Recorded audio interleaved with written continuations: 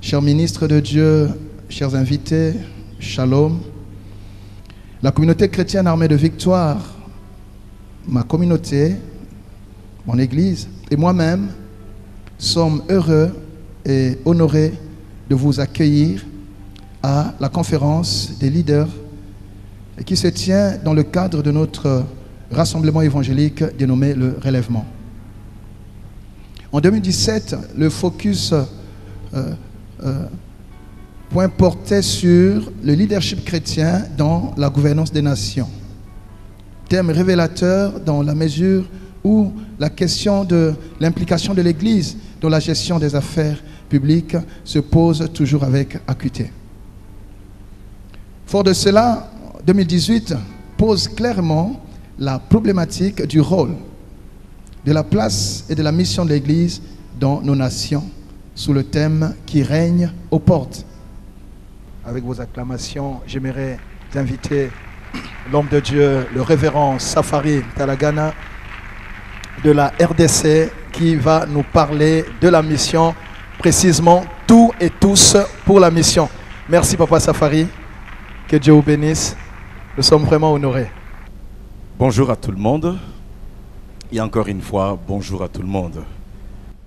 Je bénis le Seigneur pour l'opportunité de me retrouver parmi vous ce matin. Toute ma reconnaissance au pasteur Gustave Ngbenze. Merci vraiment d'avoir pensé à nous, d'avoir été touché par votre visite à Kinshasa. Que Dieu vous bénisse énormément. Amen, amen. Apprenons à retenir, bien-aimés, les stratégies de nos pères, l'amour de nos pères, la façon de travailler de nos pères. En les reproduisant, nous aurons beaucoup de fruits. Amen, amen.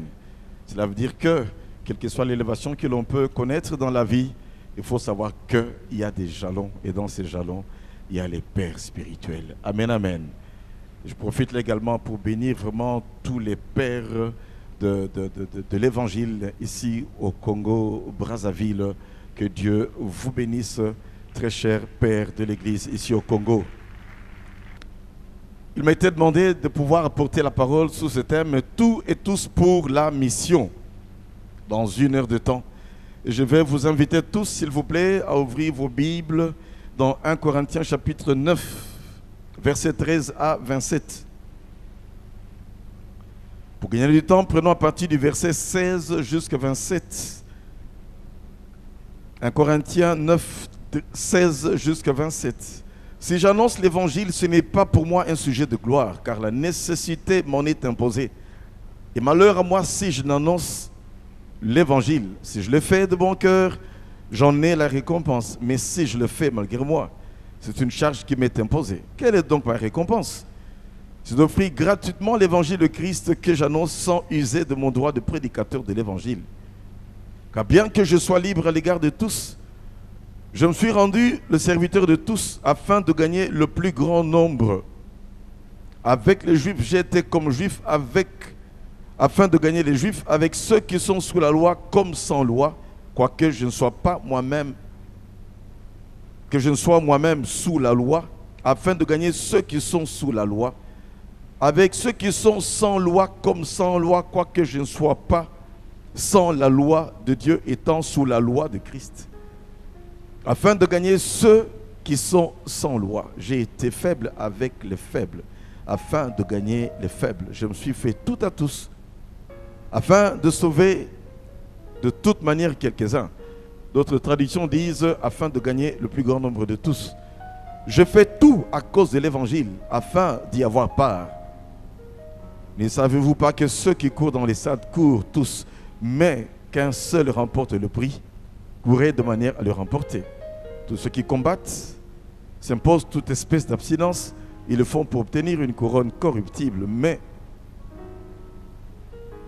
nous faisons-le pour une couronne incorruptible. moi. Donc je cours non pas comme à l'aventure, je frappe, non pas comme battant de l'air, mais je traite durement mon corps, je les tiens assujettis de peur d'être moi-même rejeté après avoir prêché aux autres. Prenons également ce passage que nous connaissons très bien de Matthieu chapitre 28. Matthieu chapitre 28, le verset 18 à 20. Jésus s'étant approché leur parla ainsi: tout pouvoir m'a été donné dans les cieux et sur la terre. Allez, faites de toutes les nations les disciples, les baptisant au nom du Père, du Fils et du Saint-Esprit. Et enseignez-leur à observer tout ce que je vous ai prescrit. Et voici, je suis avec vous tous les jours jusqu'à la fin du monde. Amen. Nous allons prier encore ensemble. Éternel, bénis ta parole. Et ma prière à cet instant est que ton esprit nous aide à communiquer ce que tu as mis en nous. On donne que ce que l'on a ici, Seigneur. Tu nous as sauvés afin de te servir. Et servir, ce n'est pas seulement de devenir pasteur. Servir, c'est déjà de pouvoir se lever pour aller témoigner de Christ. Raconter ce qu'on a vécu avec toi, le salut que tu nous as donné. Ma prière, Seigneur, est que tu fasses de chacun d'entre nous un vrai colporteur de la parole de Dieu. Que chacun d'entre nous soyons des gagneurs d'âme. Que chaque église, Seigneur mon Dieu, puisse être une église missionnaire et non démissionnaire. Car l'omission de la mission n'est que la démission, Seigneur, qui ne peut qu'amener à la disqualification. Aide-nous, Seigneur, par ton esprit. Esprit Saint de Dieu, véhicule ce message dans le cœur de chacun. Je t'en supplie, tu sais le faire mieux que moi. Ce n'est pas mes terminologies qui peuvent convaincre qui que ce soit au milieu de nous. Ce n'est pas, Seigneur mon Dieu, cette petite verve que l'on peut avoir pour parler, qui peut convaincre le cœur, mais c'est ton esprit. Tu sais combien nous désirons tant voir les pécheurs être sauvés, Seigneur. Voir la trajectoire, Seigneur, de l'enfer être vidée de ceux qui y sont, afin de les amener sur la trajectoire du ciel.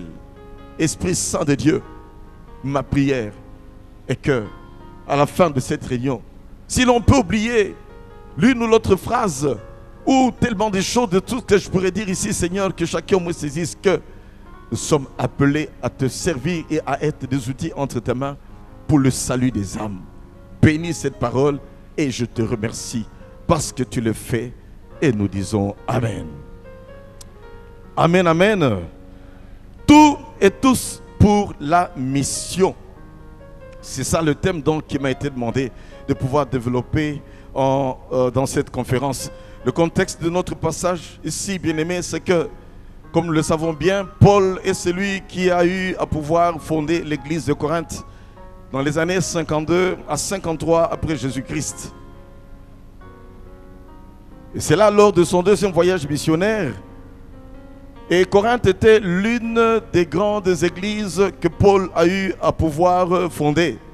Grande métropole commerciale était donc cette ville de Corinthe. Une des villes les plus riches, une des villes les plus grandes d'alors, et également une des villes les plus importantes de l'Empire romain. Corinthe était un port de transit du commerce mondial. L'immoralité et les vices de l'Orient et de l'Occident s'y croisaient. Comprenez donc qu'à Corinthe, il y avait la résultante de l'immoralité de l'Orient et de l'Occident.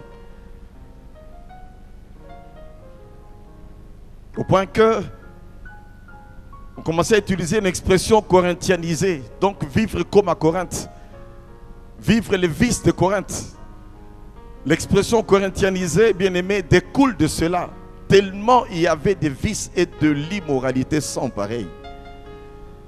Corinthe, n'est-ce pas là qu'on a trouvé qu'il y a une église où il y avait beaucoup de dons spirituels, mais malheureusement également, il y avait des dépravations de mœurs au point qu'il pouvait y avoir une personne qui couche avec la femme de son père. Corinthe. Il y avait beaucoup de problèmes dans l'église de Corinthe. En 57, Paul va écrire à cette église pour plusieurs raisons, dont les interpeller à la vraie crainte de Dieu. dont savoir revêtir également les fruits de l'esprit n'est pas se contenter seulement des dons spirituels. C'est là dans ses écrits à l'église de Corinthe que Paul va dire 3 choses demeurent: la foi, l'espérance et l'amour, mais la plus grande de ces choses c'est l'amour. Et n'est-ce pas que la Bible dit que à ceci tous reconnaîtront que vous êtes mes disciples si vous avez de l'amour les uns pour les autres. Le vrai amour agapé, non pas l'amour éros. Le vrai amour agapé, l'amour désintéressé d'une personne qui est réellement touchée par le Seigneur et qui aime sans intérêt. Une personne qui est affranchie par le Seigneur, qui aime Dieu, qui reçoit cet amour de Dieu verticalement et qui sait le répandre horizontalement autour de lui. Les Corinthiens étaient donc appelés à se séparer du péché et à pouvoir imiter l'apôtre Paul. N'est-ce pas que Paul disait: soyez mes imitateurs et ceux de Christ. Tout et tous pour la mission, cela veut dire que Paul lui-même a appris à se faire tout devant tous pour le salut des âmes. Et l'inspiration qui m'a été donnée, c'est tout et tous. Donc tout ce que nous avons également, tous tels que nous sommes, dès qu'on est sauvé, on est appelé à la mission. Amen. Amen, amen. Tout et tous pour la mission. Nous allons voir notre message en quelques 3 points. Dans le premier point de notre message, nous allons voir d'abord dans notre thème l'action missionnaire. La mission. Tous pour la mission. La mission. C'est l'action missionnaire où on va pour proclamer la bonne nouvelle aux perdus. Le salut des âmes aux perdus. La mission consiste à bouger, bien-aimé, et à aller. Dans le mot mission, il y a un effet dynamique et non pas statique. Lorsque nous venons à Jésus bien-aimé, il y a là comme un mouvement de nous tous de manière centripète vers le Seigneur. Il nous attire à lui par son esprit. Et dès que nous avons accepté Jésus bien-aimé, il y a un mouvement maintenant centrifuge qui fait qu'il nous envoie pour aller prêcher la parole de Dieu. Comme pour dire que Dieu nous appelle à lui, venez à moi, non pas pour tout simplement rester là, être des bénéficiaires passifs bien-aimés du salut, se contenter du salut de manière égoïste, mais il nous dit également va. Dieu dira toujours viens et après il dit va. Amen, amen. À chacun d'entre nous, Dieu a dit viens, quitte le monde, quitte le péché, viens, accepte le salut que je veux te donner. Mais après il te dit va maintenant, raconte ce que j'ai fait pour toi. Va maintenant, dis à ceux qui sont autour de toi qu'ils ont besoin de venir recevoir ce salut également. Va dans ton Jérusalem, va dans ta Judée, ta contrée, va dans la Samarie, aux extrémités de la terre. Partout tu vas passer, sois une lumière du monde et un sel de la terre, reflète Christ. Parle de Christ par ta vie d'abord avant de parler avec tes paroles. Parce qu'assez souvent on aime bien commencer à parler, mais quel genre de vie est-ce que nous menons? Est-ce que nos vies sont le reflet réellement du chrétien sauvé, affranchi par le Seigneur? Savez-vous que le mot chrétien comme tel, utilisé la première fois dans les Actes des Apôtres, dans le chapitre 11, au verset 26, là à Antioche, on appelait des disciples de Jésus Christiani. Pour la première fois, le mot chrétien, Christiani en grec est utilisé. Et que veut dire Christiani? C'est lui qui est comme Christ. C'est lui qui ressemble à Christ. On avait utilisé cette expression un peu comme pour se moquer d'eux et dire voilà, ça ce sont des disciples de Christ. Ils marchent comme Christ, ils parlent comme Christ, ils se comportent comme Christ. Ça ce sont vraiment des christianis. Un peu comme pour les catégoriser. Et moi je dis ça c'est positif. Savez-vous qu'à l'époque les disciples de César, on les appelait des Césariani. Les soldats du général Pompée, on les appelait des Pompéiani. Donc qui sont comme, qui obéissent, qui font comme, qui se comportent comme, qui font tout ce qu'on peut leur demander. Amen, amen. Quand on est disciple bien-aimé, on arrive à ressembler à son maître quand on est un véritable disciple.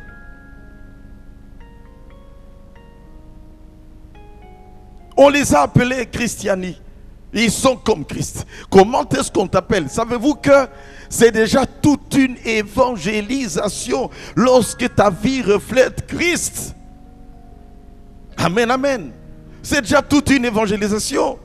Des fois, on se complaît de parler. Mais entre-temps, on parle tout en étant orgueilleux. On parle tout en étant un méchant. On parle tout en étant quelqu'un d'insoumis. On est en train de parler, de témoigner. Mais comme maman dit, écoute, tu laves les assiettes aujourd'hui sur ton tour. Je dois aller à l'église, laissez-moi, je dois aller à l'église. Quand papa dit, fiston, va faire telle course pour moi. Oh papa, toujours moi. Et on se dit, chrétien, comment est-ce que ta maman, ton papa va venir à Christ? Est-ce que nos comportements, bien-aimés, reflètent toujours Jésus? Être comme Jésus, parler comme Jésus, agir comme Jésus, réagir comme Jésus, tout comme Jésus. C'est ça la véritable et la première évangélisation. Des vies changées, des vies transformées, des vies qui reflètent Christ, des vies qui portent les fruits de l'Esprit. Avant, bien aimé, les dons du Saint-Esprit, il faut que le fruit de l'Esprit puisse être en nous. Avant n'importe quel ministère pour lequel, quelquefois, chez nous, dans notre pays, il y a tellement d'autoproclamation, il y a tellement de titres romani. On veut absolument porter tel titre, mais des fois, on va les vies de certaines de ces personnes-là qui se collent de ce titre. On se pose des questions, mais qu'est-ce qui se passe? Et des fois, ne fût-ce que de l'extérieur, on peut voir qu'il n'y a rien qui ressemble à Jésus. Frères et sœurs, nos vies doivent refléter Jésus. Disons Amen. Chrétien n'est pas un slogan. Chrétien, c'est toute une vie. C'est toute une attitude, bien-aimé. Il y en a même des fois qui aspirent au ministère, mais ils ont des comportements tout à fait tordus. Ils pensent que le ministère, c'est d'abord la chair. Le ministère, c'est d'abord la vie. Amen, amen. Où sont aujourd'hui, bien-aimés, de ceux-là qui veulent faire la mission, mais qui sont prêts à faire des stages en lavant les églises, qui sont prêts à faire des stages en aspirant les tapis, à faire les stages en commençant d'abord par des choses pratiques, le protocole dans l'église, à faire certaines choses apparemment anodines, mais au travers desquelles notre caractère bien-aimé, on peut arriver à le remarquer. Amen, amen. Par la grâce de Dieu, je bénis Dieu. Chaque fois que je vois cet homme qui m'amène au Seigneur, je lui dis merci, merci. Parce que quand tu me disais lave ma voiture, quand tu me disais tu vas laver les escaliers, quand tu me disais va laver les toilettes, quand tu me disais Jean-Claude viens on va réparer la cheminée, Jean-Claude viens on va partir avec toi par-ci par-là, etc. Quand tu me disais tu vas surveiller les enfants dans un camp d'enfants, par la grâce de Dieu je ne murmurais pas, sincèrement je peux vous dire, je me disais que je suis là pour apprendre, j'apprenais. Et laisse-moi vous dire qu'on récoltera ce que l'on a sémé. Tu as été têtu, tu vas récolter également des gens qui seront têtus. Tu as appris à te soumettre, à obéir à tes responsables, tu récolteras également cela. Amen, amen. Je peux dire sincèrement du fond de mon cœur, le pasteur qui m'a accompagné, Bendé, est là. Je n'ai pas à trop forcer pour voir des gens se soumettre à moi à l'église. Pourquoi? J'ai sémé la soumission et l'obéissance.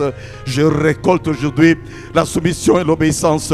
Nous acclamons le Seigneur. Amen, amen. Quand Dieu nous dit viens, Jésus nous dit viens, après il nous dit va. Va dire ce que je fais pour toi. Va proclamer que je donne le salut à ceux qui sont humbles pour confesser leurs péchés et m'accepter dans leur vie comme Sauveur et Seigneur.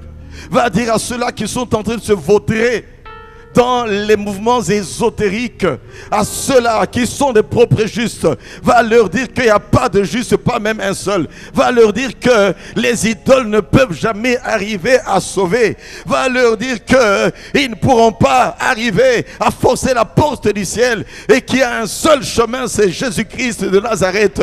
Amen, amen. Va leur dire que si tout chemin peut mener à Rome, il n'y a qu'un seul chemin qui mène au ciel, c'est Jésus-Christ. Le chemin, la vérité, la vie. Jésus-Christ, la seule personne qui nous a été donnée pour notre salut. Jésus-Christ, la seule personne qui est morte à la croix pour nous, bien-aimés, afin que par son sang, il nous racheta de la vaine manière de vivre. Jésus ne nous dira jamais viens pour rester seulement là à ses pieds. Il nous dira après va, nous allons annoncer, puis nous revenons à ses pieds, il nous fortifie, nous renouvelle, puis encore va, bien-aimé. Et c'est pour cela que les chrétiens les plus stables sont les chrétiens qui annoncent Christ en tout temps, en toutes circonstances. Amen, amen. Il n'y a pas de plus grande joie que de voir, bien-aimés, des âmes venir au Seigneur suite à notre témoignage. Il n'y a pas de plus grande joie que de voir des gens revenir à Jésus suite à notre témoignage. Laisse-moi vous dire ceci, bien-aimés, rien ne peut te combler. Tu peux faire bien de bonnes choses dans la vie, distribuer tes enfants, ton argent aux pauvres, aider les nécessiteux, payer les minervales des gens. Mais si tu n'annonces pas Jésus, tu n'auras pas, bien-aimé, ce comble de joie que le Seigneur donne lorsqu'on amène une âme au Seigneur. N'est-ce pas que même la Bible dit ceci? Qu'il y a une grande joie dans le ciel et même un festin dans le ciel lorsqu'une seule âme vient à Jésus-Christ. Amen, amen.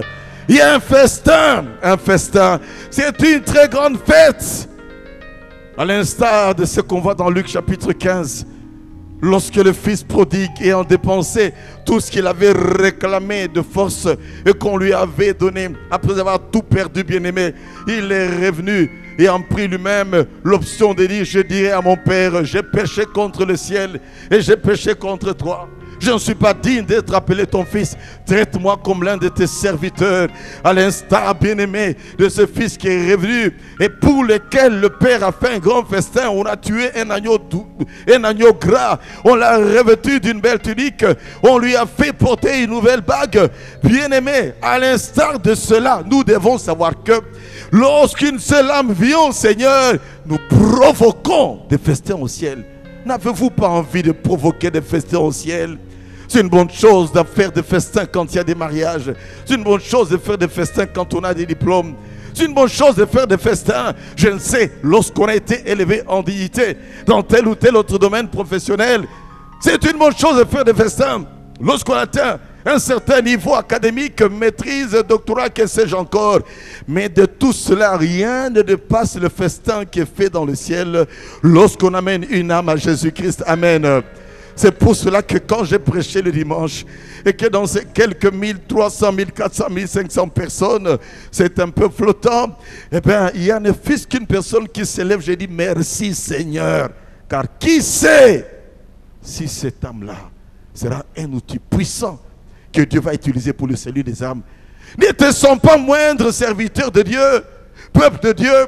Lorsque tu as mené seulement une âme au Seigneur, ne te sens pas moindre, il n'y a pas question de comparaison. Tel peut amener des milliers d'âmes dans une conférence. Toi, tu peux gagner une seule âme en privé. Dans l'église, une seule personne peut se lever pour donner sa vie à Jésus. Mais laisse-moi te dire qu'il y a des choses qui dépassent ton entendement, qui sont en train de se passer pendant ce temps-là.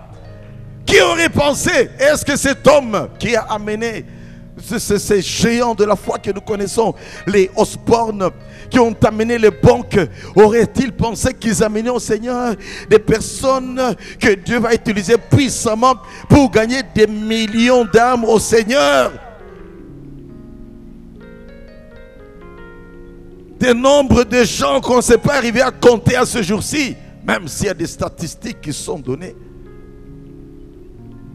Lorsque j'avais donné ma vie à Jésus, sortant de certaines sectes pernicieuses, ayant palpé un tout petit peu à des fétiches, déjà dans les années 1979, Alors que j'ai quitté ma patrie pour dire, je vais chercher à devenir meilleur, un très grand ingénieur, comme ça j'aurai beaucoup d'argent, je ferai tout ce que je peux faire. Lorsque je donnais ma vie au Seigneur bien-aimé, ce jour-là devant cet homme de Dieu seul à seul, il était dans son bureau, et que je lui débobinais, là j'ai raccourci les choses, je lui débobinais le vide qu'il y avait dans mon cœur. J'ai fait tout ce qu'on peut faire. J'ai touché l'argent déjà à l'âge de 19 ans. J'ai travaillé $200 en 1977. C'était beaucoup d'argent.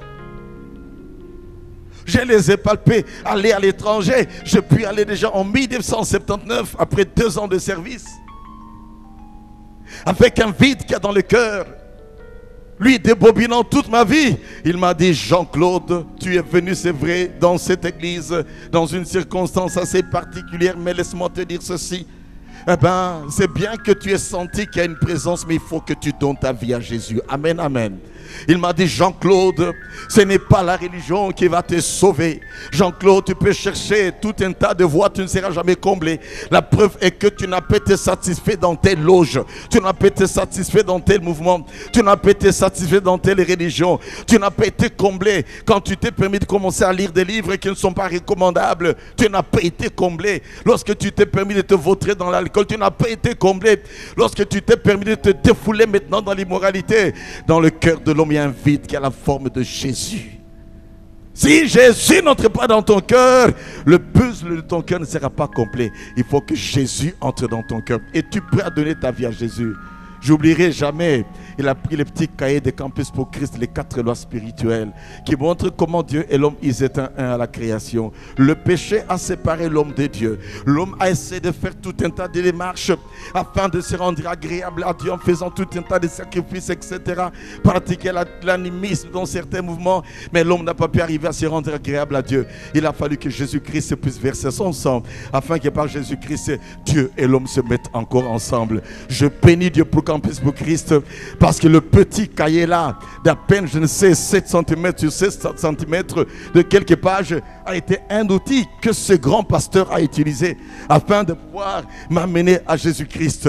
Laisse-moi vous dire qu'il m'a dit, Jean-Claude, veux-tu donner ta vie à Jésus? Je lui ai dit, pasteur, je pense que je suis au bout, à l'âge de 23 ans. Au bout, bien-aimé, j'avais déjà quitté mon pays, j'étais à l'extérieur. Au bout, parce que rien n'avait pu arriver à me combler. Il fallait absolument la personne de Jésus. Il m'a dit, nous allons prier ensemble. Il m'a fait une petite prière en utilisant les 4 lois spirituelles pour accepter Jésus. J'ai dit oui, que ce Jésus entre dans mon cœur et qu'il soit sauveur et Seigneur de ma vie. Vous savez, les gens comme nous qui avons fait des écoles techniques, qui avons eu à pouvoir travailler dans des domaines techniques qui demandent beaucoup de réflexion. Et c'est là quelquefois l'obstacle dans la vie de ceux-là qui ont tellement étudié et qui aiment trop réfléchir.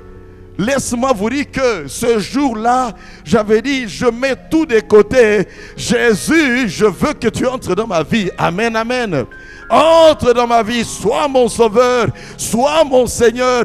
Prends les rênes de ma vie à partir d'aujourd'hui. J'abandonne tout. Il a prié pour moi, puis il m'a dit, Jean-Claude, dis-moi maintenant où est ce Jésus. Je vous assure que moi, Jésus est entré dans mon cœur de manière radicale à l'instant. Je sentais une joie qui a débordé en moi. Je voulais presque sauter sur son cou et dire, pasteur, j'ai juste dit, pasteur, Jésus est en moi, Jésus est en moi, Jésus est en moi, Jésus est en moi, Jésus est en moi, Jésus est en moi. J'étais comblé, une joie que rien ne peut donner, frères, sœurs. Ne sont-ils pas nombreux? Ceux qui sont perdus, qui sont en quête du salut. Ne sont-ils pas nombreux, bien-aimés, ceux-là qui errent dans les bars, qui errent dans les hôtels, qui errent dans tous ces mouvements occultes? Ils sont nombreux, bien-aimés, jonchant les rues, se baladant dans les avions. Ils sont nombreux, pensant que les titres, les comptes en banque, pensant que c'est l'argent de ce monde, pensant que les acclamations des hommes, c'est ça qui va combler leur cœur. Ils sont nombreux en train de chercher, de chercher, de chercher. Et là, je me rappelle le chant d'un ancien musicien du monde converti. Il y a 3 décennies, il avait composé ce chant où il était en train de dire, c'est que les gens cherchent sans le savoir, c'est toi, Seigneur. Amen, amen. Comme à l'aréopage d'Athènes, Lorsque Paul est arrivé là, il aimait beaucoup observer. Puis il a dit, je constate qu'ici, il y a même un monument à un Dieu inconnu. Acte chapitre 17. Ce Dieu qui vous est inconnu, c'est celui-là que je vais vous prêcher. Et commençant, bien aimé, par la loi, il a commencé à leur parler de Jésus. Certains ont dit, on l'entendra une autre fois à l'occasion par rapport à ce sujet. D'autres ont dit, écoutez, cet homme, il y a quelque chose qui ne va pas bien dans sa tête. Toutefois, certains acceptèrent la parole, dont Denis, l'aréopagiste, le gardien de l'aréopage à Athènes. Amen. C'est pour cela, sémons la parole de Dieu. Amen. Proclamons la parole de Dieu. À temps et à contre-temps, prêchons la parole de Dieu. Dans les deuils, prêchons la parole de Dieu. Dans les occasions d'anniversaire, prêchons Jésus, bien-aimé. Dans les réunions de famille, prêchez Jésus. Laisse-moi vous dire quelque chose. Si depuis 5 ans, tu es le seul à connaître Jésus dans ta famille, tu as un problème. C'est que tu n'es pas une lumière dans ta famille. Parce que la lumière chasse les ténèbres. Bien-aimés, nous sommes les seuls de la terre. Le seul influence, c'est que tu n'influences pas dans ta vie. Tu te dis chrétien, on te voit le dimanche à l'église, mais en réalité, tu n'influences pas. Et il faut que par nos vies, les gens soient attirés par Christ. Qui se dit, cet homme était comme ceci. Depuis qu'il commence à prier, il a changé. Quel est ton secret? Jésus. Amen, amen, amen. Jésus. Combien de personnes de ta famille tu as mené au Seigneur? Quelle que soit la dureté de leur cœur, je sais que si nous prions fidèlement, de manière persévérante, Dieu va commencer à les toucher les uns après les autres. Même s'il faut que Dieu utilise le gros moyen pour faire tomber certains de leurs chevaux. Comme Paul, Saul de Tarse autrefois, qui pensait qu'il était le Tout-Puissant pour faire tomber les chrétiens. Bien-aimé, je suis convaincu que les chrétiens étaient en train de prier disant, Dieu, Dieu, Dieu, Dieu. Ce Saul de Tarse là, rencontre-le, Dieu, Dieu. Même si cela n'est pas relevé. Je suis convaincu que les chrétiens disaient, Dieu utilise tous les moyens possibles afin que cet homme puisse un jour se repentir de ce martyre qu'il est en train de faire de tes enfants. Utilise tous les moyens possibles. Et comme Jésus-Christ, il est là pour sauver, bien-aimé, et qu'il ne fait pas de considération pour dire que tel peut être sauvé, tel peut être sauvé. Dieu a tant aimé le monde qu'il a donné son Fils afin que quiconque. Et parce que bien-aimé Paul était parmi les quiconques, eh bien, Jésus s'est révélé à lui sur le chemin de Damas. Amen, amen, amen. Il s'est révélé à lui. Une lumière, bien-aimé, une voix.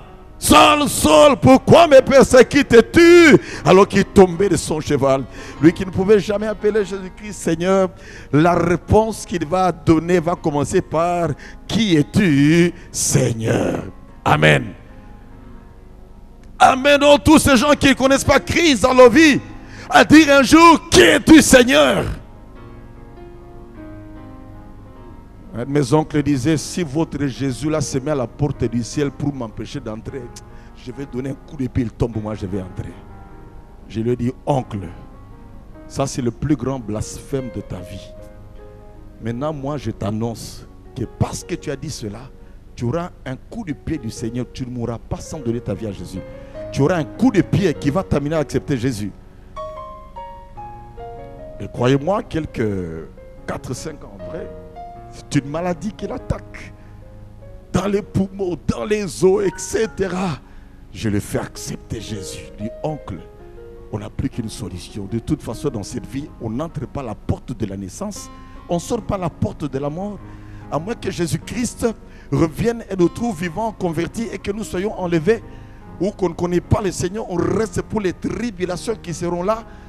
Sachant qu'après c'est les temps de feu, oncle, maintenant là, il n'y a pas de solution. Les médicaments n'ont pu rien faire. Jésus peut arriver à te guérir, mais je ne te donne pas cette garantie. Au moins, tu dois savoir qu'il y a une éternité qui existe, avec Dieu ou sans Dieu. Où veux-tu passer ton éternité? Donne ta vie à Jésus, au moins tu es garanti d'aller au ciel. C'est ma dernière stratégie pour gagner le plus dur. Je dis, Seigneur, qu'il ne meure pas, mais que tu utilises les moyens les plus efficaces. Et Dieu arrive toujours à m'exaucer. Et j'ai plein de cas que je peux vous présenter ainsi. prêchais dans des deuils quelquefois à Bruxelles. Et une dame disait, mais toi aussi Jean-Claude, tu exagères. Prêchez, tu nous déranges. Mais cette dame-là, je priais. Jusqu'au jour où cette femme s'est convertie, je n'étais pas là. J'apprendrai seulement qu'elle s'est convertie. Sa propre fille qui m'appelait Monsieur l'abbé à cette époque-là, il y a donc environ 3 décennies, est devenue une des meilleures modératrices chez nous à Kinshasa. Est-ce qu'on peut acclamer le Seigneur? Quand tu reflètes Jésus bien-aimé, qu'importe le sobriquet que l'on peut te donner, toi reflète Jésus tout simplement et accomplis ta mission. Amen. Le cœur de notre Dieu a une grande passion, bien-aimé, pour la mission. Je dirais que son cœur vibre au diapason de la mission. Tu veux bouger le cœur de Dieu? Mets-toi à parler de Jésus. Qu'importe même s'il y a des tribulations, parle de Jésus. Du reste, il nous a promis, vous aurez des tribulations. C'est une promesse. Ne fouillons pas cela, mais ne les recherchons pas non plus. Amen. Vous aurez des tribulations. Ceux qui veulent marcher pieusement en Jésus-Christ seront persécutés. Pas forcément avec le fouet. Ça peut être des moqueries. Ça peut être le rejet. Ça peut être la dérision sur ta vie depuis qu'elle est en train de prier. Regarde, ses collègues se marient, elle ne se marie pas. Elle est en train de prier, elle est mariée. Il n'y a pas des enfants. Lui là, il ne fait que prier, mais il est toujours au chômage. Laisse-les te persécuter. Un jour, ils changeront d'avis. Disons Amen.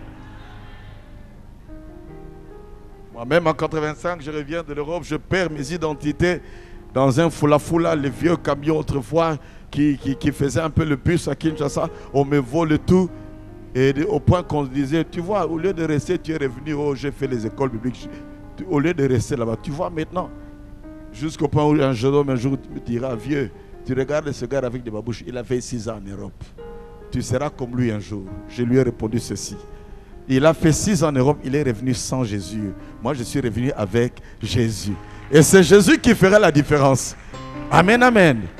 Eh bien, quelques années après, vieux, est-ce que tu peux m'aider? J'étais le premier vieux. Les études, eh ça va, vieux. Mon enfant va se marier, est-ce que tu peux me donner un coup de main? Il a changé d'avis. Amen, amen.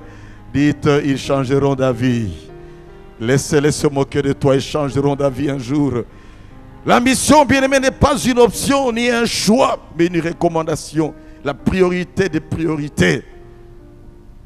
Une des caractéristiques d'une église en bonne santé, bien-aimé, c'est l'église qui est en train d'opérer la mission. Amen, amen. Une église qui opère la mission sera en bonne santé. En bonne santé spirituelle, en bonne santé organisationnelle, en bonne santé relationnelle. Même en bonne santé financière. Amen. Ne dites jamais nous construisons, on arrête avec la mission. C'est la plus grosse erreur. Le Seigneur nous a pas dit allez construire des temples. Bien que nous construisons des temples parce qu'il y a eu le tabernacle. Il y a eu également le temple que Salomon a construit pour Dieu. Mais il a dit allez faites des nations des disciples. Lorsque nous levons pour la mission, bien-aimé, Dieu pourvoit tous nos besoins. Amen, amen. Et je peux vous assurer que alors que nous allions démarrer nos travaux pratiquement de la construction, on avait un grand besoin par rapport à nos serviteurs qui sont à Paris. On a libéré un certain montant. Mais laisse-moi vous dire qu'en moins de 45 jours, on a reçu le même montant qui nous a été donné. Un montant que je n'ai jamais vu depuis 36 ans que je suis chrétien. Amen, amen. Et ça a souvent été le cas. Tout en construisant, nous implantons. Tout en construisant, nous formons des serviteurs. Tout en construisant, nous sommes impliqués dans la mission. Et même, nous avons implanté plus d'églises pendant le temps de construction que lorsqu'on n'avait pas encore commencé la construction. Cela veut dire quoi? On aura fait 15 ans. Et dans les 15 ans qui s'étaient passés, on avait à peine, je pense, 3 ou 4 églises. Mais dans les 5 années de la construction, on a eu à pouvoir, bien aimé, en faire presque 6. Vous me direz, mais quel est le secret? Le secret, c'est dans la mission. Quand tu investis dans la mission, Dieu t'ouvre l'esprit, Dieu t'inspire, Dieu t'envoie des gens qui vont commencer à bénir l'église du Seigneur. Dieu va donner de l'élévation aux enfants de Dieu. Dieu va bénir les activités des enfants de Dieu. Pourquoi? On est dans la mission. Et j'ai dit à l'église du Seigneur la parole du salut. Bien-aimé, que je sois vivant, que je ne sois pas vivant, tant que Jésus n'est pas encore revenu, nous sommes, bien-aimés, condamnés par obéissance au Seigneur à opérer la mission, gagner les âmes au Seigneur, former des serviteurs. Ce qui fait que continuellement nous sommes en train de former des serviteurs. Et j'ai un potentiel de presque 5 serviteurs actuellement. 2 en plein stage. Un qui a fini déjà son stage qui est au milieu de nous. Et 3 qui sont en pleine formation. Ainsi de suite, nous veillons à ce que nous soyons en train de former les gens. Et entre-temps, nous sommes attentifs à la direction divine qui ouvre les portes tantôt d'une manière, tantôt d'une autre. Qui ouvre les portes des fois à partir d'une mutation de service. Qui ouvre les portes des fois à partir tout simplement du fait que quelqu'un va étudier quelque part.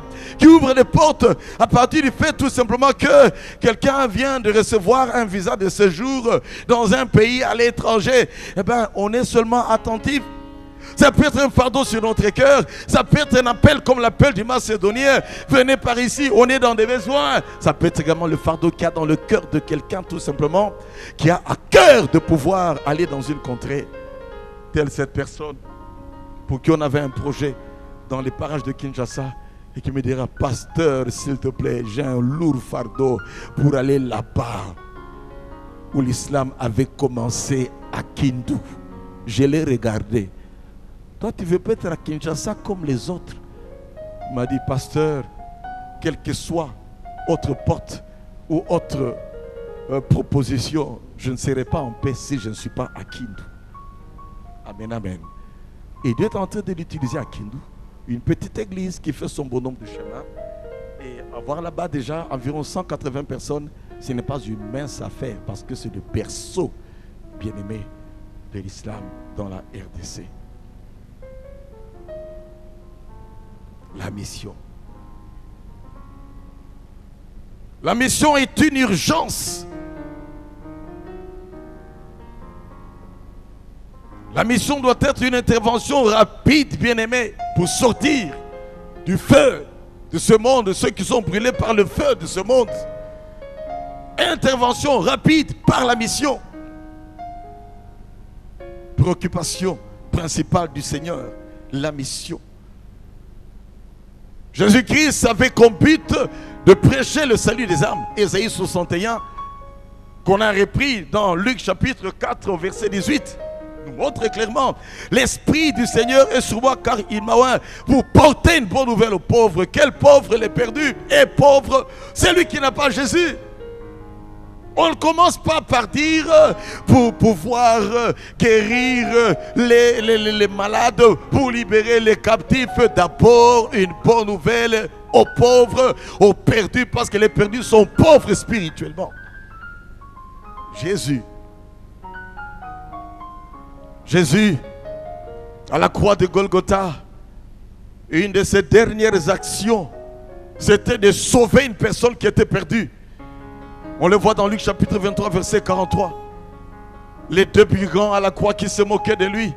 L'un est entré en lui-même et a dit: Jésus, souviens-toi de moi quand tu viendras dans ton règne. Jésus, voyant son cœur repentant, lui a dit: aujourd'hui tu seras avec moi dans le paradis. En train de mourir, mais en train de sauver les âmes. Amen, amen. C'est pour cela que jusqu'à notre dernier souffle, parlons de Jésus. Jésus avant d'aller au ciel. C'est ce qu'on voit, bien aimé, dans Matthieu chapitre 28, verset 18 à 20, avant son ascension. Allez, faites des nations des disciples et baptisez-les au nom du Père, du Fils, du Saint-Esprit. Vous êtes venus à moi, allez. Comme le Père m'a envoyé, moi aussi je vous envoie. La mission.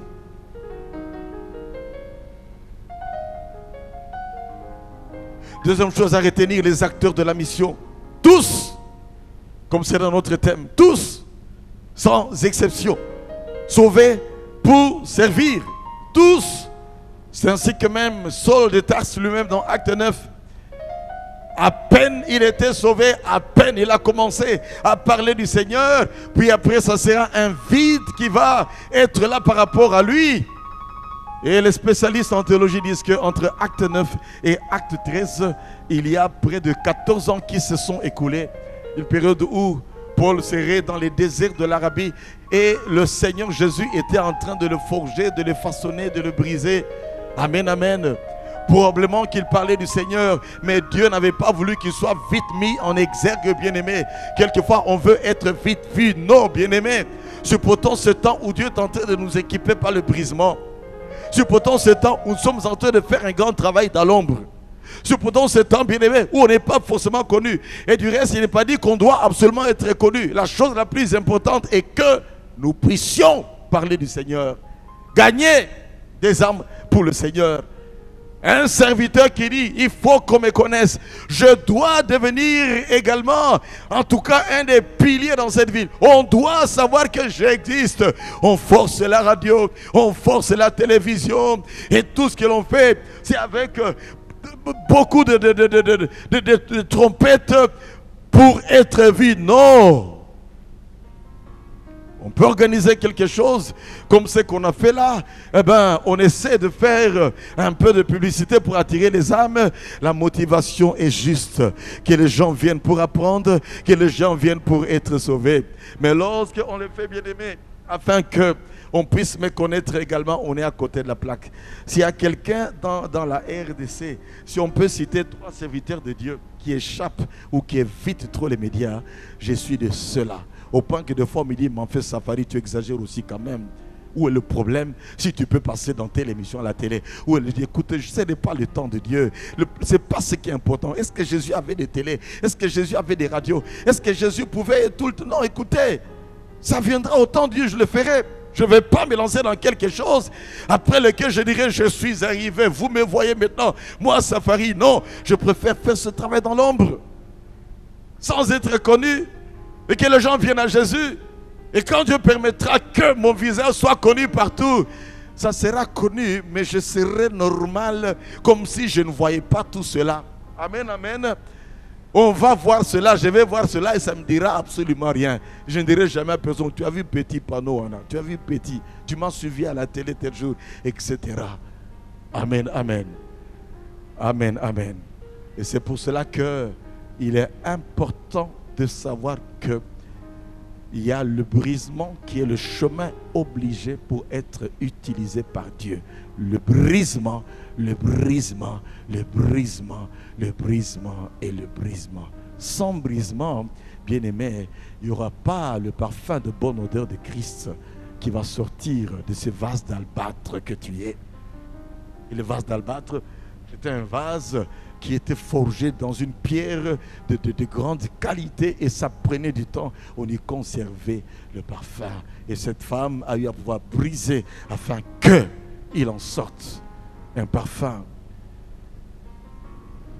de très bonne odeur. Amen, amen. Parlons de Jésus. Témoignons de Christ. Acceptons le brisement. Et le Seigneur nous utilisera encore plus efficacement. Amen. Amen. Paul a été cet acteur bien-aimé, exceptionnel, désintéressé, qui a fait un travail sacrificiel, dynamique, continuel, productif, influent. Paul, jusqu'à sa prison à Rome. Dans Matthieu chapitre 28, eh bien, Paul continuait à parler du Seigneur. La tradition rapporte que Paul fut décapité à Rome. Si Dieu me donne la grâce d'arriver un jour à Rome, j'essaierai de pouvoir voir un tout petit peu le cachot, là où Paul avait été. Non pas pour en faire un lieu de pèlerinage, non, ça s'est passé à côté de la plaque. Mais voir tout simplement comment cet homme a supporté cela. Tout ça pourquoi? Parce qu'à un certain moment, il a pu se dire, des choses qui étaient pour moi comme des gains, je le vois désormais comme une perte à cause de l'excellence de la connaissance de Christ. Christ est ma vie, pouvait dire Paul, et la mort m'est un gain. Prêt à donner sa vie pour Christ, bien-aimé. Est-ce que nous sommes toujours prêts à supporter éventuellement le martyre? Ce n'est pas tout le monde qui va passer par là. Mais il peut se faire que Dieu permette que certains parmi nous y passent. Serons-nous là pour lâcher les gants et dire Seigneur, là je ne peux plus continuer à faire comme Pierre, renier le Christ. Non, bien-aimé. Si Paul a dit Christ c'est ma vie, la mort m'est un gain, c'est qu'il savait en qui il a cru. Il savait que la personne en qui il a cru est la personne qui donne la vie éternelle, la paix du cœur que rien de ce monde ne peut arriver à donner. Ainsi il était prêt à pouvoir sacrifier toute sa vie, bien-aimé, pour Dieu. Amen, amen. Amen, amen. Acteur de la mission, c'est toi. Acteur de la mission, c'est moi. Acteur de la mission, le Seigneur nous attend. Il est dit clairement dans Matthieu chapitre 24, versets 5 à 14, au verset 14 particulièrement, que cette bonne nouvelle sera prêchée partout, alors viendra la fin. Mais qui va aller prêcher cette parole, bien-aimé? C'est toi et moi qui devons nous lever pour amener cette parole partout. Nous pouvons, bien-aimés, hâter le retour de Christ par la proclamation de Christ. Il veut revenir, il revient bientôt, mais nous devons nous lever, apporter ces paroles partout. Certes, aujourd'hui avec l'internet, aujourd'hui avec les satellites, même là où il y avait interdiction dans ces pays qui se disent athées, aujourd'hui l'évangile peut y arriver. Mais il y a de ces coins également qui ne savent pas manipuler ces nouvelles technologies. C'est là que nous devons nous lever, aller dans ces villages où il y a encore des traditions. J'ai des amis aujourd'hui qui vont chez les Pygmées dans le Congo. Et quand ils vous disent comment ils se nourrissent, comment ils vivent, l'eau qu'ils boivent là-bas, tu te dis, il faut l'appel de Dieu pour faire ce qu'il fait.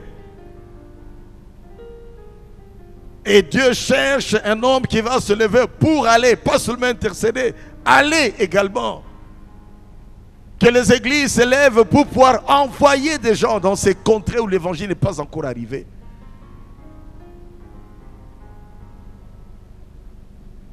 Et savoir donner coup de main pour encourager ces gens-là.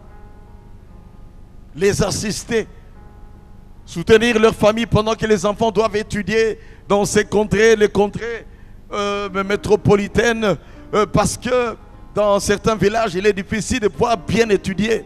Alors ces gens qui vont faire ce sacrifice, les églises sont appelées à les accompagner. Église, sois missionnaire. Quand église, tu n'es pas missionnaire, tu es démissionnaire. L'omission, bien-aimée, de la mission ne peut qu'amener à la démission. Et quand on est dans la démission, bien-aimé, on se fait disqualifier. C'est la disqualification qui va s'en suivre. Ou des éclatements. Il faudrait qu'on apprenne à étudier pourquoi telle église était divisée. Pourquoi telle église était divisée. Pourquoi telle église était divisée. Et je suis convaincu, bien-aimé, bien que je n'ai pas encore commencé cette recherche, qu'un des grands problèmes, c'est qu'il y a eu des gens qui pouvaient être prêts pour être lâchés pour la mission. Mais on les a gardés. On a eu à les brimer. On a eu à les étouffer. On ne les a pas lâchés. Ils ont été comme des aigles qui ont poussé les ailes qu'il faut apprendre à lâcher afin qu'ils battent ces ailes. Et on les a brimés. Et finalement, ils se sont retrouvés nombreux comme des crabes dans un panier. Quand l'un commence à monter un peu, l'autre le tire pour entrer dans le panier. Et finalement, certains veulent être proches du pasteur. Quand on voit qu'il devient trop proche du pasteur, ça sera toujours lui. Alors empoisonnons-le. Alors faisons-lui des problèmes. Et c'est ce qui fait que malheureusement, aujourd'hui, bien aimé, le poison est en train de circuler dans beaucoup d'églises. En RDC, peut-être pas ici.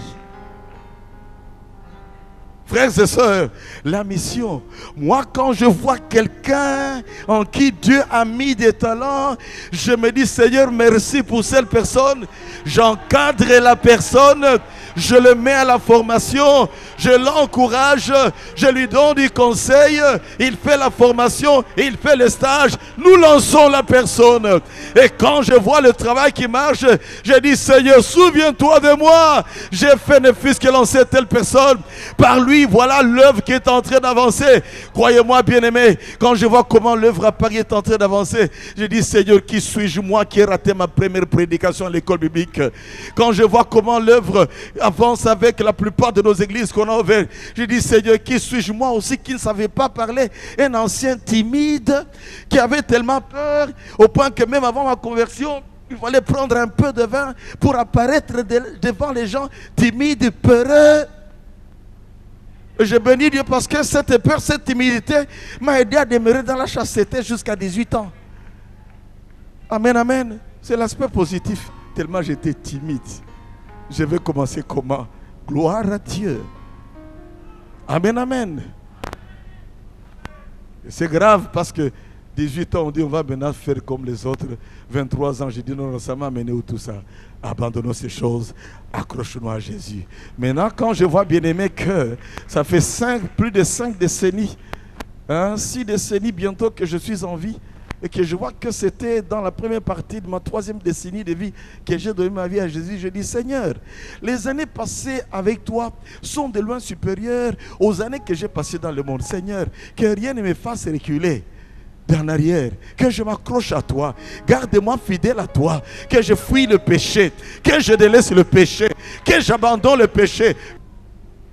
Je disais que quand je vois les nombreuses années passées dans le Seigneur, qui a largement dominé les années passées dans le monde, je dis Seigneur, que rien ne me fasse reculer, que rien ne me sépare de toi, ni la vie, ni la mort, ni les choses d'en haut, ni les choses d'en bas, ni les plaisirs de ce monde, ni même les biens de ce monde. Je vais même très loin dans mes prières, bien-aimés. Des fois, je dis Seigneur, ne me donne pas ce qui va me perdre. Ne me lève pas à un niveau où je vais risquer de tomber. À tout niveau tu veux m'amener, et quelles que soient les grâces et les bénédictions que tu vas me donner, accorde-moi également la bonne gestion de ces grâces et de ces bénédictions. Ce que je ne sais pas gérer, ne me le donne pas. Ce qui peut risquer de m'égarer, quelle qu'en soit la quantité ou la qualité, garde le Seigneur. Apprends-moi le contentement actif et prépare-moi à toujours bien gérer ce que tu me donnes, afin que je sois un modèle. À quoi ça servirait d'avoir quitté le monde et sombré un jour, Seigneur, avant ton retour? N'est-ce pas que la fin de toute chose vaut mieux que son commencement? Amen, amen. Que Dieu nous aide à témoigner jusqu'à notre dernier souffle. Nous acclamons le Seigneur.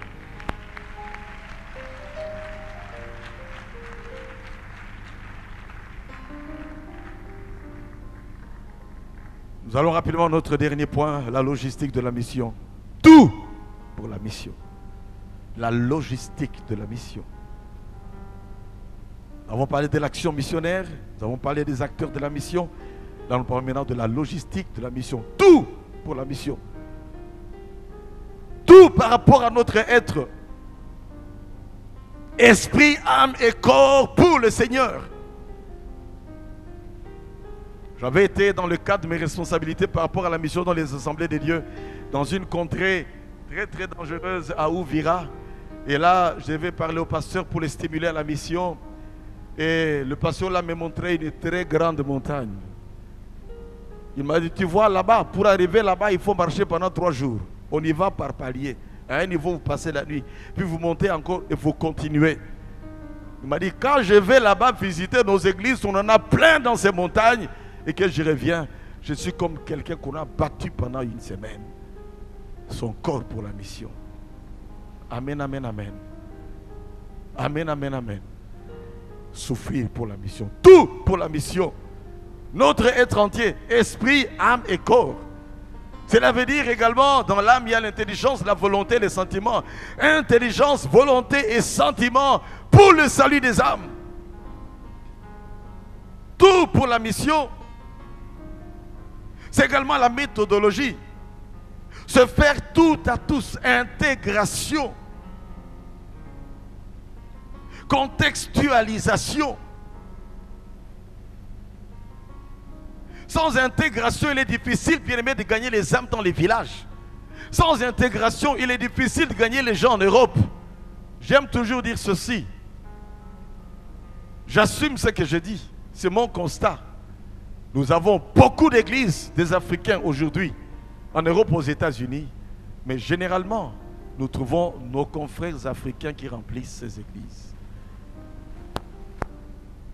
Rares sont ces églises où on va trouver 10% d'autochtones. Des gens de ces pays-là. Vous trouverez rarement une église en Belgique tenue par un Africain où il y a ne fût-ce que 10% de Belges. En France, où il y a ne fût-ce que 10% de Français. Cela veut dire quoi? On ne s'intègre pas. L'intégration fait partie, bien aimé, de la méthodologie. Connaître la culture. Nous mettons des baffles à l'étranger à casser les oreilles. Nous prêchons à l'étranger pendant 1 heure du temps comme on prêche ici. Or, quand on est de l'autre côté, bien aimé, il faut prêcher juste pendant 30-35 minutes. Nous sommes là-bas, mais on parle nos langues lingala, kiruba, kikongo, que sais-je, les langues d'ici, je ne connais pas tout à fait. À la fin des cultes, nous parlons notre boucher ensemble. Et l'autochtone qui est là, il se dit, bon, ça c'est entre eux, moi je veux me retirer. Le manque d'intégration a fait que nous sommes en train de rater notre mission à l'étranger. Il y a comme une forme de ghettoisation de nos églises, où on se retrouve entre nous et on chante dans nos langues. Des fois même, on prêche dans nos langues. Mais qui va t'écouter? Ceux de ta contrée, c'est tout. Et tu diras, je suis missionnaire à l'étranger. Tu n'es pas missionnaire, tu es encadreur de tes confrères à l'étranger. Tu n'es qu'un encadreur.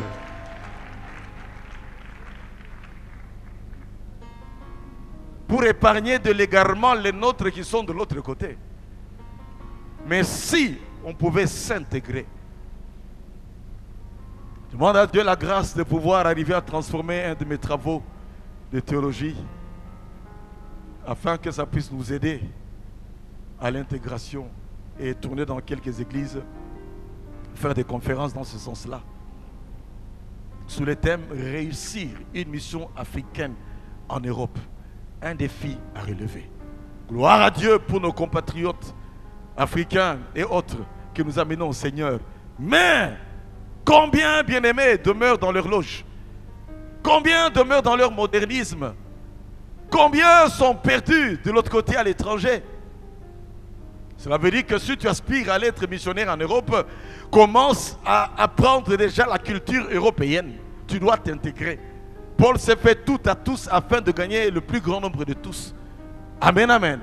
Donc moi, quand je suis à l'étranger, dans une église, là où je m'étais converti particulièrement parce que c'était des Belges, je fais tout pour ne pas dépasser les 40 minutes de prédication. Je dois écouter, je dois tout faire pour que le message soit suffisamment clair. Et là, ils ont besoin d'écouter point 1, point 2, point 3. Au moins, eh ben, ils aiment la logique. Va sur le chemin de la logique. Il n'est pas commencé à crier là-bas pour dire, si tu dis 7 fois Amen, Amen, Amen, Amen, tu auras cela. Pas avec ça. Fais répéter aux gens Alléluia, Alléluia. Dites encore Alléluia, très fort Alléluia. Si tu dis Alléluia à te casser la gorge, tu es béni. Écoutez, on se casse la gorge 2 fois pour rien. Ça, c'est la manipulation tout simplement. Faisons attention.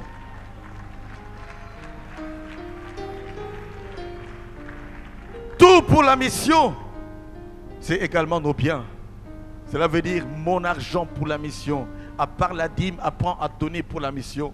Et en tant qu'église, nous on a pris la bonne habitude depuis quelques années. Dans toutes nos entrées, nous sortons 10% qui va dans la caisse missionnaire. Et ainsi, la caisse missionnaire ne manquera jamais de rien. Dites Amen. 10% pour la mission. Mais entre-temps, 1 fois par mois, des enveloppes circulent pour la caisse missionnaire. Ainsi, on ne peut pas manquer pour former des serviteurs. On ne peut pas manquer pour envoyer les gens en mission. On ne va pas dire que voilà, bon, on n'a pas d'argent. Non, Dieu nous avait inspiré depuis quelques années, environ 7 ans, d'avoir une caisse missionnaire où nous mettons les 10% de toutes nos entrées. Et si ça vous dit quelque chose, pourquoi ne pas faire la même chose? Amen, amen. Parce que s'il faut chaque mois, on doit envoyer quelqu'un en mission, on va cotiser, il nous faut $10 000. Vous allez commencer à cotiser, papa, et puis on n'arrive pas à rassembler les $10 000. Mais si on avait plus cette bonne stratégie-là, vous verrez que les choses vont aller un tout petit peu comme sur des roulettes. Mes biens pour la mission, mon argent pour la mission, mes véhicules pour la mission, ma maison pour la mission, mes immobiliers pour la mission. Où sont aujourd'hui ces bien-aimés qui ont des immobiliers et qui peuvent dire le tiers des revenus de telle maison que j'ai sera toujours pour la caisse missionnaire? Où sont ceux-là qui peuvent dire j'ai 10 maisons, 10 appartements, le revenu d'un des appartements sera toujours pour la caisse missionnaire de mon église? Finalement, faire la mission n'est pas un grand problème. C'est une question de dire, Seigneur, que veux-tu que je fasse? Inspire-moi comment arriver à être fort financièrement pour soutenir la mission. Parce que la mission, qu'on le veuille ou pas, demande de l'argent. Amen, amen. Ça demande de l'argent. Il ne suffit pas seulement d'avoir la foi et dire, voilà, bon, Dieu pourvoira, Dieu pourvoira. Dieu nous a donné de l'intelligence pour le connaître. Et Dieu nous a donné de l'intelligence pour réfléchir, de l'intelligence pour nous organiser. Il est dit dans 2 Pierre chapitre 1 à partir du verset 5, ajoutez à la foi la vertu, à la vertu la connaissance. Et Dieu peut nous donner de la connaissance pour savoir quoi faire afin d'avoir toujours une caisse missionnaire remplie, afin que nous ne soyons jamais pris à dépourvu quand il faut soutenir nos missionnaires. Savez-vous que si avec votre entreprise vous dites, Seigneur, si sincèrement vous bénissez cette entreprise, je donnerai 10% des intérêts, la dîme d'abord à Dieu. Seigneur, je prendrai 10 autres pourcents, je mettrai pour la mission. Seigneur, je prendrai 5 autres pourcents pour soutenir les étudiants, la caisse pour soutenir les étudiants qui font la théologie. Seigneur, je soutiendrai les veuves, je soutiendrai les orphelins. Seigneur, je bénirai ton œuvre, je bénirai tes serviteurs. Seigneur, je ferai ceci, je ferai cela.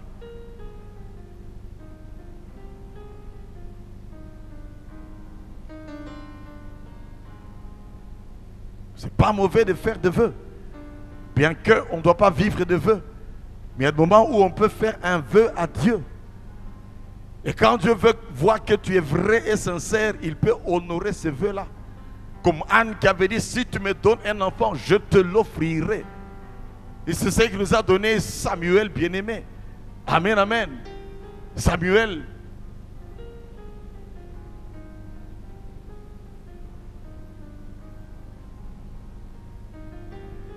Nous disions que tout, ça peut être, c'est notre être. Tout, ce sont nos biens. Tout, ce sont les méthodes. Tout, c'est également des stratégies. Cela veut dire quoi? La prière, l'amour, gagné par l'amour. Le jeûne, les scénettes, le théâtre, les mimes, les prospectus, les journaux, la télé, les réseaux sociaux. N'utilisons pas à tort et à travers les réseaux sociaux. Dans la fin des temps, la connaissance augmentera. Prenons les aspects positifs de cette connaissance, bien-aimée, de ces nouvelles technologies. Les stratégies, c'est aller dans les hôpitaux, aller dans les prisons. Les stratégies, c'est également téléphoner. Par le téléphone, gagner les âmes au Seigneur. Amen, amen. Tout et tous pour la mission. C'est la volonté parfaite de Dieu. Les acteurs, c'est toi et moi. Par la puissance du Saint-Esprit, la logistique, c'est tout ce que nous avons eu à pouvoir présenter. Je veux que nous puissions courber nos têtes dans la prière. Courbons nos têtes, s'il vous plaît. Alléluia. Et que nous ouvrions notre bouche pour remercier le Seigneur, mais surtout pour dire, Seigneur, je m'abandonne à toi. Utilise-moi comme tu veux. Alléluia. Alléluia. Par les chants, on peut gagner les âmes au Seigneur. Alléluia. Alléluia. Par des conseils chrétiens des places publiques, par des campagnes comme ce qui va se passer ce soir, bien-aimé, devant ce palais de congrès, on gagne des âmes au Seigneur. Et Dieu sera prêt à inspirer toujours ses enfants, ses serviteurs, une stratégie particulière pour pouvoir gagner les âmes au Seigneur. Que nos cœurs puissent être des cœurs missionnaires. Levons nos voix, bien-aimés, et remercions le Seigneur. Disons-lui merci pour le privilège de le connaître. Disons-lui merci pour la faveur d'être ouvrier avec lui. Ouvrier avec Dieu, co-ouvrier avec Christ. Nous avons absolument besoin de toi. Alléluia. Je veux que nous levions nos voix maintenant, demander à ce que le Saint-Esprit nous remplisse de sa puissance. Parce qu'il est dit, vous recevrez une puissance, celle du Saint-Esprit, et vous serez mes témoins. Ce n'est pas par notre puissance en nous, ni par notre force, ni par nos capacités oratoires, ni par nos connaissances théologiques, mais c'est par la puissance de Dieu. Lui seul qui nous donne ses ailes, cet enthousiasme. Lui seul qui bannit en nous la peur, afin que nous puissions avec zèle parler de Jésus. Bien-aimés, demandons que le Saint-Esprit nous remplisse de sa puissance. Alléluia. Oui, prends tout, Seigneur. Oui, prends tout, Seigneur. Entre tes mains, j'abandonne tout avec moi. Oui, prends tout, Seigneur Jésus. Oui, prends tout, Seigneur. Oh, oui, prends tout, Seigneur.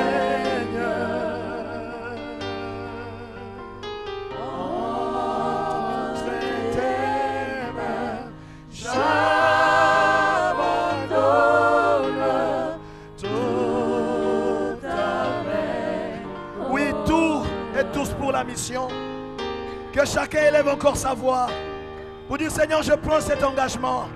J'avais oublié la mission. Seigneur, je me lève maintenant. Utilise-moi, envoie-moi. Je suis prêt. Tout et tous pour la mission. Tout ce que je suis et tout ce que j'ai pour la mission.